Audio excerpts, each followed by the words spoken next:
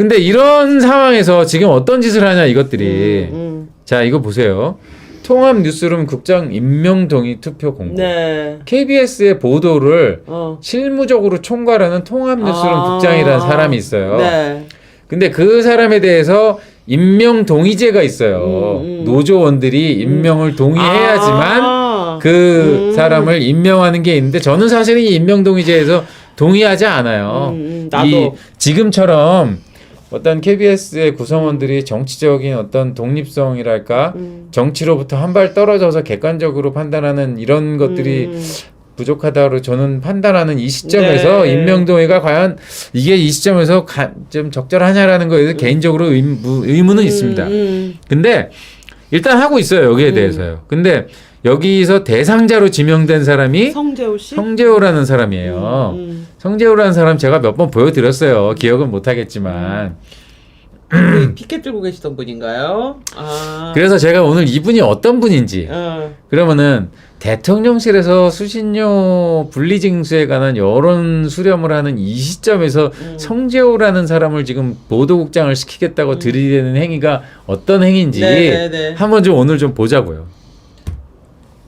자, 이게 2017년 9월 3일입니다. 9월 네. 3일이 어떤 날이냐면은 방송의 날이에요. 네. 그 방송의 날에는 보통 이제 KBS 사장, MBC 사장 이런 사람들이 방송협회 뭐 이런 사람들이 모여서 방송의 날 기념식을 해요. 맞아요. 방송의 날 기념식을 작년 하는데 방송의 날 기념식 때는 또 우리가 피켓 시위 했잖아요. 피켓 시위 했는데 우리는 얌전하게 했죠. 그치, 바깥에서요. 그치.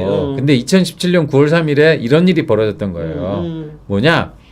언론노조원들이 KBS 본부노조원들이 그 행사장을 난입해서 들어갔어. 완전히 밀고. 완전히 개판으로 만들었어요. 그 다음에 사장이 거기 주요 그 귀빈이잖아요. 네. 그 대기실이 있잖아요. 대기실 앞에 가서 고대영 물러나라, 고대영 물러나라 하면서 거길 완전히 싼 거야. 그러면은 노조원들이 완전히 그 조폭같이 와가지고 그렇게 하고 있는데 그 바깥으로 어떻게 나가요? 그러니까 거기에 감금돼 있던 거야. 근데 이놈들 여기다 써놓은 거 보세요. 항의 피켓팅에 셀프 감금이래. 완전히 사람 죽여놓고선 자살했다고 지금 몰아가는 거잖아. 그러네. 지금 사람 죽여놓고 자살했다고 의심되는 사례들은 요즘에 많이 나오긴 하는데 이게 땡땡땡 책임입니까? 있잖아. 그러니까 근데 이걸 이따위 식으로 이제 조롱하는 거지 일종의. 그러면서 어쨌든 시근해야 되니까 가는데 여기 이렇게 둘러싸가지고 우리가 밖에서 소리 지르면서 모욕을 주고 위협은 했지만 문을 잠근 적은 없다 이런 거네. 그렇지. 근데 나중에 이제 행사장으로 갈 때도 이렇게 계속 둘러싸가지고 밀치고 사실은 몇 대 치기도 하고 어떤 놈들은 때렸어요. 뭐 이렇게 그러니까 완전 조폭이 따로 없다니까 이렇게. 우리나라는 조폭, 노폭은 다 근데 내학. 근데 이게 지금 성재호가 주도한 거잖아요, 이게요. 이걸 주도한 자가 그자구나. 그 당시에 KBS 본부장이었어요. 그렇죠, 언론노조 그렇죠. KBS 본부장. 그 다음에 2017년 9월 6일이에요. 네, 이건 또 어딘 줄 아세요? 이 사람이 친구가 성재호예요. 당시에 노조위원장이에요. 이게 어디냐면 평창이에요. 2018년 2월 달에 평창에서 올림픽이 열렸잖아요. 네. 평창 올림픽을 해야 되기 때문에 그 준비를 점검하기 위해서 사장이 평창을 갔어요. 근데 평창까지 쫓아간 거야, 노조원을 데리고. 너무 한가해, 노조원들이. 왜 이래? 노조원들을 데리고 한 20-30명이 갔더라고 보니까. 그 노조원들이 사장 차를 보고 나서 사장 차를 둘러싸. 아예 그냥 쉐도잉을 했구나 계속. 아니 그 사장 차를 둘러싸니까 차가 어떻게 움직여? 사람을 칠 수 없잖아. 그래놓고선 나오라고 계속 윽박을 지르는 거야. 이 시간을 한두 시간을 한 거예요. 차 안에 그럼 어떻게 나가요? 노조원들이 조폭같이 달려들어가지고 무슨 일이 벌어질지 모르는데 완전히 감금한 거잖아 사람을. 이랬던 사람이에요 이 친구가. 다음에 이거 예전에 한번 보여드린 적 있죠? 네네, 강기영 이사. 이 2017년 9월 언저리에요 이거도요. 이사들이 이사회를 하러 출근을 하는데 이사들 하나하나를 조리돌림을 한 거예요. 강기영 이사를 이 엘리베이터에 타는데 이 피켓 너 물러나라고 하면서 적폐 뭐 이런 소리를 하면서 여기다가 들이대고 이런. 그때 요 앞에서 사진 찍었던 사람이 PD협 회장이라는 거 제가 보여드렸잖아요. 이랬던 사람들이에요. 이것도 여기 이런 거 있죠. 장, 뒤에서 다음 장 여기 뒤에서 이게 저 사진 찍는 사람, 저 동영상 찍는 사람의 비디오 표정이잖아요. 지금 오른쪽에 있는 이 친구는 뉴욕 특파원이에요 지금요. 이 완전히 이 린치를 가한 거야, 집단 린치를. 근데 이 사건 때문에 사실은 이 뉴욕 특파원 이 친구하고 성재호도요 손해배상 100만 원이 확정이 돼가지고 이미 판결을 받았어요. 그런데 민사건이죠. 근데 이 건 관련해 가지고 형사건도 지금 또 진행이 되고 있어요. 아니 그 내 학폭을 두둔하는 건 아닌데요. 어쨌든 간에 미성년자 시절에 있었던 학폭을 가지고 지금 뭐 대학도 취소하고 다 인생 자체를 난리를 치는데 자기네들이 이렇게 어떤 한 인간의 영혼을 이렇게까지 탈탈 턴 것에 대해서는 그러니까요. 그러면서 승승장구하고 지금 계속 승진하겠다는 아니, 거잖아요. 이런 행위는 사실은 이제 기본적인 어떤 과거 이제 뭐 프랑스 혁명부터 이제 시작해서 아니 그러니까 그 광기라는 측면도 있고 프랑스 혁명부터 시작해서 이제 어떤 민주주의적인 어떤 정부 형태가 이제 어느 정도 미국 혁명을 통해서 이제 삼권 분립이라는 어떤 형태가 이제 자리 잡았고 그다음에 어떤 개인의 인권이라든지 자유라든지 이런 개념이 그게 바로 이제 현대 문명의 그렇죠, 어떤 유체잖아요. 그렇죠. 그 개무시하는 짓이야. 그러니까 누군가의 어떤 다른 사람의 권리. 사실은 저는 학폭이라는 개념 뭐 문제가 요즘 이슈가 세게 많이 되고 있는데 그 학폭이라는 것도 저는 그 윤석열 대통령이 말하는 보편적 가치, 뭐 자유나 인권이라는 개념의 보편적 가치가 사실 우리나라가 선진국이 뭐 선진국 언저리로 갔다라고 우리가 저 자유를 하고 있지만 그런 부분은 아직도 멀었다는 걸 드러내는 현상이라고 봐. 그러니까 나도 사실은 학폭이 벌어지는데 그 애들이 왜 그러겠어? 그거 뭘 보고 자라서 그렇겠어요? 사실은 자기 부모 보고 자라서 그런 거예요. 가족한테 가정 안에서 벌어지는 일들을 보면서 내가 사실은 가족 간에도 사실은 마찬가지예요. 부모 자식 간에도 형제 간에도 내가 아닌 다른 개체, 다른 인간, 다른 인간의 권리와 다른 인간의 자유를 존중해야 된다. 가족 안에서도 사실은 그런 기본적인 원칙이 서야 돼요. 그렇죠. 부모가 자식을 키우는데도 난 대한민국에서 난 그 문제가 사실은 시급하다고 봐. 아무리 부모가 자식을 훈육하고 어떤다 하더라도 기본적으로 하나의 독립된 개체로서 존중을 하고 그 사람의 자유와 그 사람의 권리를 인정하려는 노력을 해야 돼. 네. 심지어 자식한테도 윽박지르지 말고 되도록이면 설득을 하고 설득하고 안 될 때 일종의 뭐 손해를 보게 한다든지 그런 방식으로 하지만 애를 안 그걸 키워봐서 가르쳐줘야지. 그렇지만 뭐. 생각보다 인간은 공포 뭐 그렇지 않습니다. 근데 그런 부분도 그러니까 제가 애가 없어서 하는 말이라는 거에 충분히 동의하고요. 뭐 쉽게 하는 말이라는 거에 충분히 동의하지만 저는 그렇게 생각해요. 제 어렸을 때 저도 부모님하고 그런 갈등이 많았거든요. 이 어떤 저의 생각이나 이런 부분에 대해서. 근데 우리나라는 아직까지 사실은 이제 부모들이 애들을 윽박지르고 뭐 이렇게 이제 강요한다든지 뭐 이런 것들이 아직도 뭐 있는 것 같아요. 근데 학폭이라는 행위가 왜 발생을 하겠어요? 사실은요. 그 애들의 인성이라든지 어떤 가치관이라든지 다른 친구들을 어떻게 대해야 한다는 그런 기본적인 생각이 왜 나오게 그런 그렇죠, 게. 그렇죠. 나는 그런 부분에서 사실은 이것도 비슷하다고 봐요. 기본적인 타인에 대한 존중이라는 게 없다라는 그리고 거예요. 이제 그 집단의 문화라는 게 있잖아요. 근데 이 좌파들의 문화에서는 집단적인 린치나 인권을 유린하는 그 때로 몰려다니면서 누군가를 이렇게 린치하는 것이 굉장히 자랑스럽고 영웅담처럼 되기 때문에 이들이 더 심해지는 것 같아요. 그렇게 해서 스타된 게 유시민 아니야. 그러니까 그렇게 하면 안 된다. 누군가에게 그렇게 하는 건 그렇지. 옳지 않다라는 메시지를 이 또래 문화가 줘야 되는데 그러게요. 잘했어. 야 내가 오늘 그 새끼랑 이렇게 붙었는데 맞아. 멋져 이런 문화가 있으니까. 그리고 이렇게 해갖고 만약에 형을 살고 나왔어. 그럼 그걸 되게 자랑스러워하잖아요. 별 달았다 그러니까. 이러면서. 이게 되게 이들을 더 이렇게 반사회적 인격 장애로 만드는 게 아닐까. 다음 페이지 보시면은 이게 강기영 이사한테만 이런 게 아니고 그 당시에 이제 있었던 야권 이사 이원일 이사, 차기환 이사, 뭐 조우석 이사, 변석찬 이사 뭐 이런 분들 있잖아요. 계속 이러면서 환영이 열기래. 이거 완전히 거의 조폭이 그렇죠. 밤길 조심해 뭐 이런 얘기 같은 거예요, 사실은요. 맞죠. 이게 참 무서운 집단입니다. 네. 자, 이제 이런 일도 있었고 이사들한테요. 자, 다음 보시면은 2017년 10월 26일이에요. 이날은 무슨 날이냐면은 국회에서 KBS 국정감사가 열렸어요. 네, 네. KBS 국정감사가 열리면 사장이 당연히 국회에 나가죠. 출석을 해야 되잖아요. 출석하는데 지금 이 난리가 벌어진 거야. 근데 딴 데도 아니고 국회에서 어떻게 이런 일이 벌어질 수 그렇죠, 있어? 그렇죠. 국회가 완전히 개판이야. 난장판이 된. 근데 그 당시에 다수당이 더불어민주당이고 집권당이 더불어민주당이잖아요. 나는 그때 사실은 그때 자유한국당인가? 자유한국당도 한심하다고 봐. 사실은 뭐 자기가 뭐 다수당에서 소수당이든 그때 몇 석 차이 안 났을 텐데. 그렇죠. 지금 같지 않았죠. 그러니까 근데 몇 석 차이 안 났을 텐데 어쨌든 예를 들어서 피감 기관의 기관장이라 하더라도 국회의 손님인 거야. 그렇죠, 그렇죠. 국회의 손님이 이렇게 조폭들한테 이렇게 린치당하면서 들어오게 만들어? 이게 말이 되는? 그러니까요. 대한민국 국회가 쪽팔리는 일이에요. 맞아요. 이거는요. 맞습니다. 근데 이거를 언론 노조 애들이 여기 들어와가지고 이 개판을 치고 자빠진 거죠. 다음 장 볼까요? 다음 장 보시죠. 이거 저 봤어요. 국정감사를 하는데 피감기관의 그 대표가 여기 증인석에 앉아 있잖아요. 여기에 아무 관련도 없는 언론노조 KBS 본부장, 노조위원장이라는 애가 여기 와가지고 이 사람이 성재호 씨잖아요. 얘가요.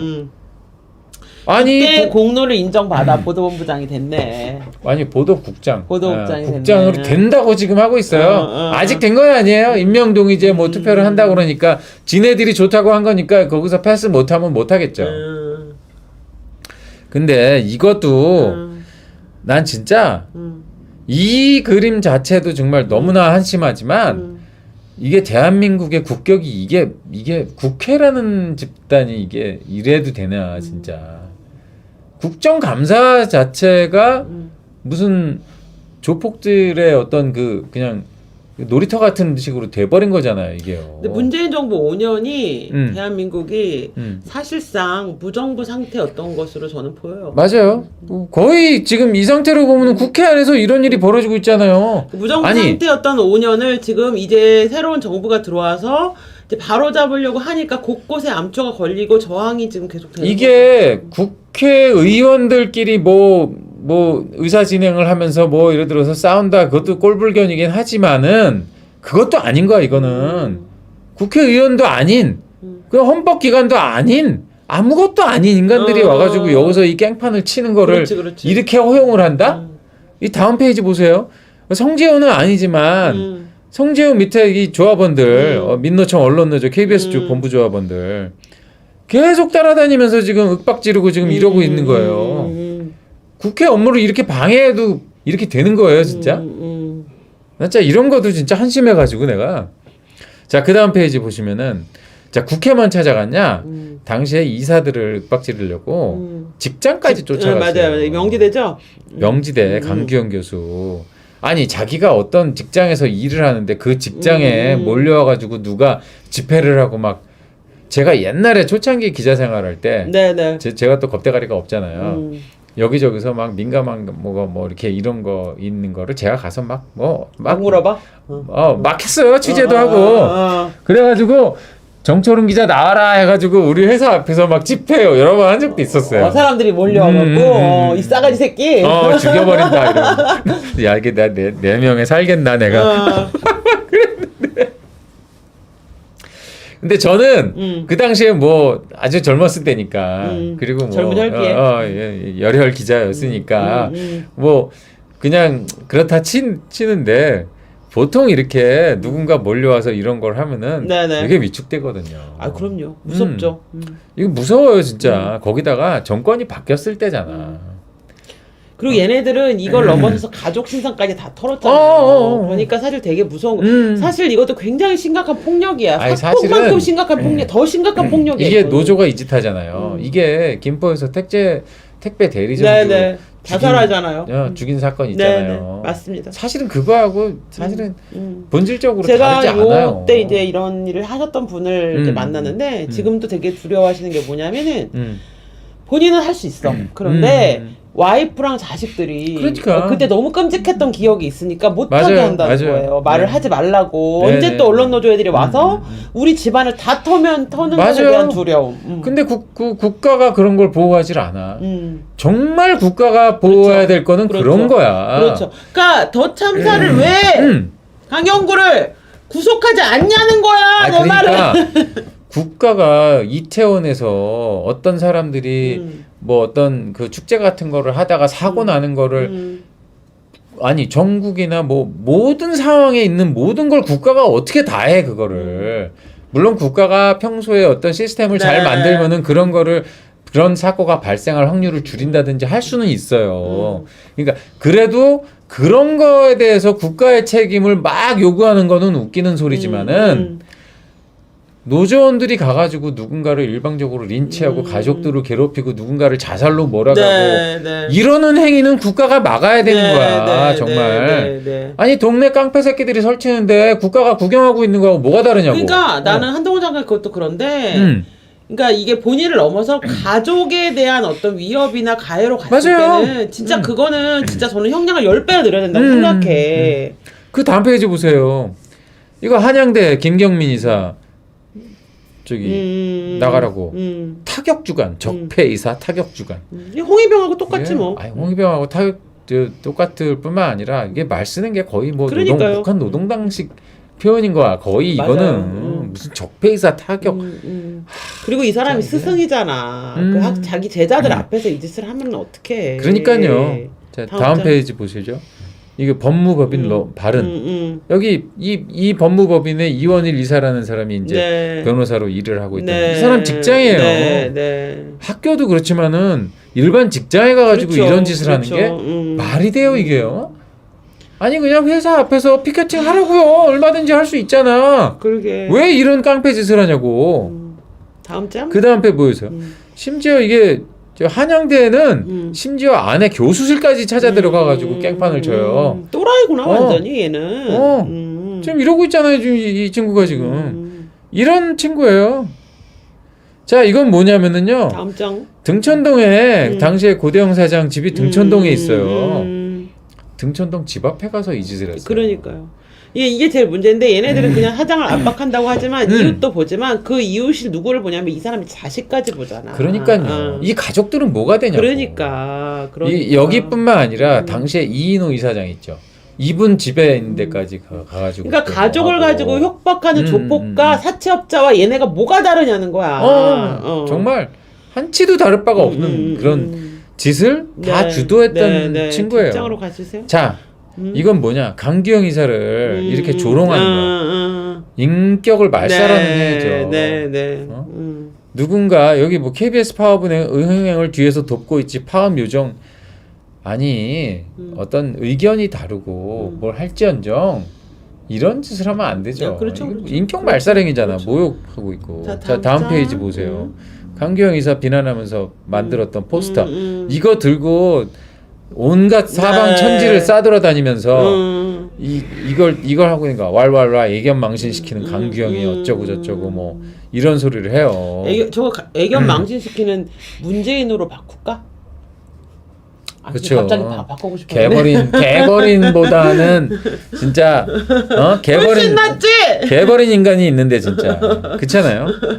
참나. 다음 장 볼까요? 다음 장 한양대에서 이분이 이 친구들이 하도 이렇게 하니까 버티질 못하고 이분은 자진 사퇴를 했어요. 자진 사퇴를 하니까 이러고 또 근데 나는 언론인이라는 사람들이 다른 것도 아니고 언론인이라는 사람들이 이런 네, 식의 프로파간다를 한다는 건 좀 창피하다. 그러니까 쪽팔려 저도 진짜 이게 언론사 직원이 수준이 그러니까 이런 아니 자기들이 아무리 이런 게 나오면은 그거를 보도하면서 우리 사회의 어떤 진영 논리가 인격에 대한 것까지 가면 안 됩니다라고 논평을 해도 지금 시원찮을 사람들이 나와가지고 이 짓을 하고 있다는 게 진짜 쪽팔리다. 완전 그 예전에 제가 홍위병 거 그거 보여드린 적 있죠. 홍위병 그때 한참 있을 때 유속이라는 그 당시에 국가 주석이었죠. 국가 주석의 와이프가 왕광메이라고 했는데 그 유속이하고 왕광메이가 홍위병 문화 대혁명이 발생하기 얼마 전에 인도네시아인가로 이제 국빈 방문을 네, 했어요. 네, 네. 거기서 왕광메이가 진주 목걸이를 이렇게 달았어요. 그 다음에 이게 문화대혁명이 나고 나서 홍위병들이 왕광메이 집에 쳐들어가서 왕광메이를 끌어와가지고 연단하다 올려 세웠잖아요. 그래놓고선 탁구공으로 진주를 이만한 만들었어. 진주 목걸이를 맞아. 이만한 걸 만들어가지고 왕광메이에다 어. 왕광메이 목에다 걸어놓고선 하루 종일 조리 돌리고 했잖아요. 그러니까 그 회술래라 그랬잖아 이재명이. 음. 이런 걸 봐야 돼. 회술래가 무엇인지를 음. 보여주고 싶네 갑자기. 이재명에게 회술래가 무엇인지.